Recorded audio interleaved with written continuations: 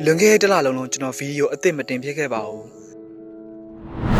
video the post me jan like dying the chalo siari pola ne phone tong ni yara ne mahoin le Asian alo so bi 8ပြောသွားရတာနဲ့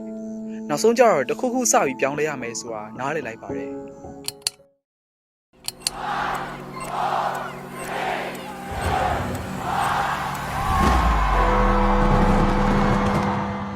နှစ်တစ်ကိုရောက်လာတာဖြစ်တဲ့အတွက်2023မှာကျွန်တော်ရဲ့စာလေးလာတဲ့ပုံစံနဲ့အလုပ်လုပ်တဲ့ပုံစံကိုအများကြီးတက်ရောက်နိုင်တဲ့ productivity system တစ်ခုကိုဖန်တီးလိုက်ပါတယ်ဒီနေ့ဗီဒီယိုမှာတော့ကျွန်တော်နဲ့အတူ productivity အကြောင်းလေ့လာလိုက်ရအောင် ready ပဲလား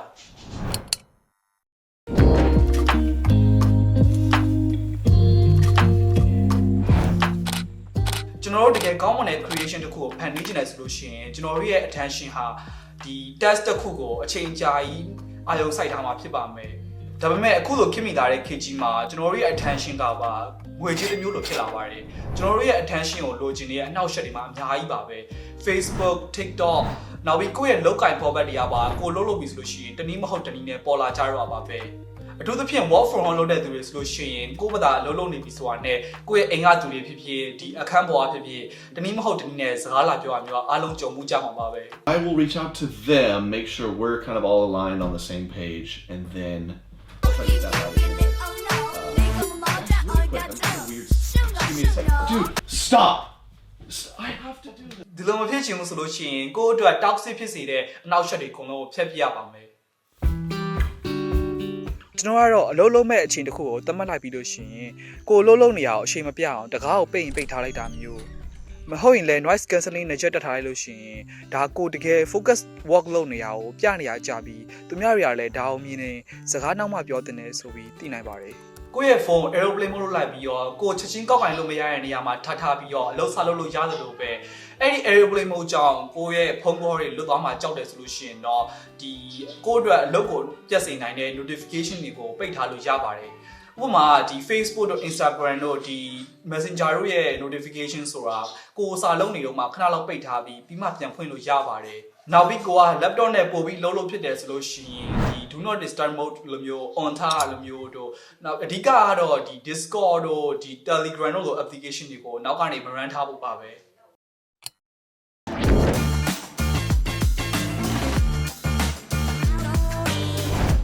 ဒီဘက်ခင်မှာလူတိုင်းဒီပါလိုချင်နေကြတဲ့ motivation ဆိုတာတကယ်တော့အဲ့လောက်မဟုတ်ပါဘူးကျွန်တော်ကိုယ်တိုင်လည်းအရင်တော့အဲ့လိုဖြစ်ပူပါတယ်စာလုပ်ဖို့အတွက်ကိုရင်ဒီ motivation ဆိုတာကိုလိုနေရလို့ပြောပေါ့နော်ဒါပေမဲ့ကျွန်တော်တို့ရဲ့ motivation ကနေတိုင်းလိုမရှိနေနိုင်တဲ့အတွက်ဒီမသေးကြတဲ့ motivation ကိုအားကိုးနေမဲ့အစားကိုယ့်ရဲ့ပတ်ဝန်းကျင်ကိုအကုန် ready ဖြစ်နေအောင် design ဖော်တတ်ဖို့ပါပို့ပြီးအဓိကကြလာရလို့ကျွန်တော်သိလာပါတယ်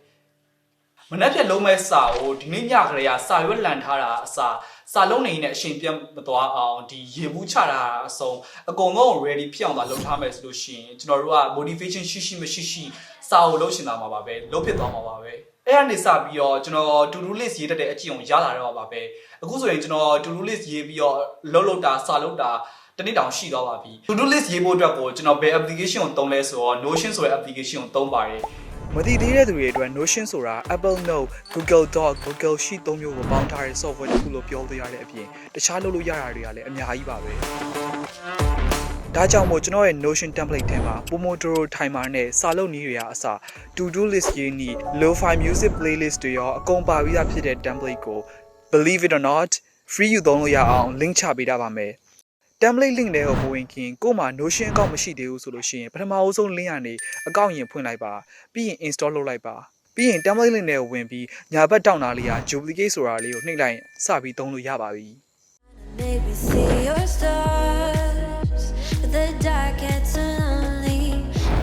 Parkinson's law Parkinson's law Parkinson's law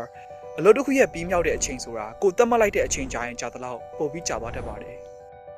အကယ်၍ကျောင်းက essay တစ်ပုဒ်ရေးဖို့အတွက်အချိန်တစ်လပေးထားရဆိုလို့ရှိရင်ကျွန်တော်တို့တစ်လလုံးလုံးအပြင်နေလျှောက်တယ်မယ် game တွေစောင့်မယ်ပြီးတော့ဇာတ်ကားတွေကြည့်မယ်ပြီးတော့လာကုန်ခန်းကြီးကျောင်းမှာ essay ကိုကုန်ပြီးရေးကြတော့ပါပဲအဲ့ဒါကိုဘယ်လိုဖြေရှင်းလို့ရလဲဆိုတော့ artificial deadline ဆိုတဲ့ကိုယ်တိုင် train ထားတဲ့ deadline တွေကိုဖန်တီးဖို့ပါပဲကျွန်တော်ဆိုလို့ရှိရင် Duolingo အင်္ဂလိပ်စာဆောင်ပွဲဖြေဖို့အတွက်ပြင်ဆင်နေအောင်ပါဆိုလို့ရှိရင်ဘယ်အချိန်ဖြေလို့ရတဲ့အခါကျတော့စာလုပ်ဖို့ရင်နေရွှေ့ညရွှေ့နေခဲ့ပါတယ်ဒါပေမဲ့ဒီ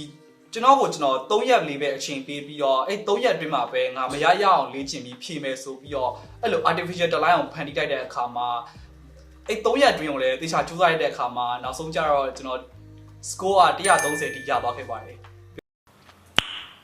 Nice. ကျွန်တော်တို့ artificial deadline တွေကိုဖန်တီးတဲ့နေရာမှာဒီတိုင်းဆိုလို့ရှိရင် deadline ကြော်သွားလဲဘယ်သူမှလာပြောနေမှာမဟုတ်တဲ့အခါကျတော့တကယ် deadline နဲ့တူသွားအောင် pressure လေးနည်းနည်းထည့်လိုက်ရင်ပိုကောင်းတယ်လို့ကျွန်တော်မြင်ပါတယ်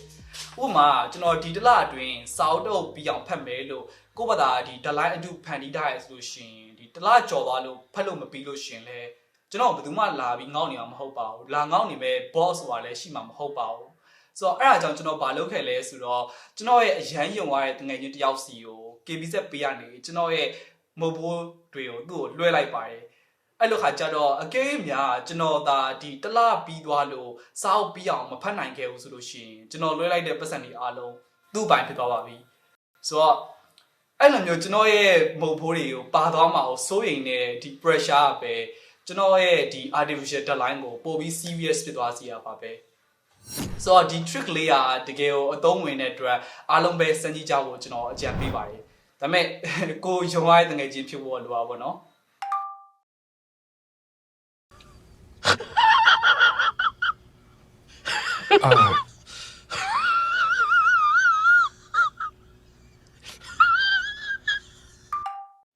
ဟုတ်ကဲ့အခုဆိုရင်ကျွန်တော်ပြောသွားတဲ့ဒီအလုပ်ပဲလုပ်စာပဲလုပ် notification လိုမျိုးအနောက်ရှက်တွေကိုအရင်ရအောင်ဖယ်မယ် Notion မှာကိုလုံးမဲ့ຢာတွေကိုတိတိကျကျချရေးထားမယ်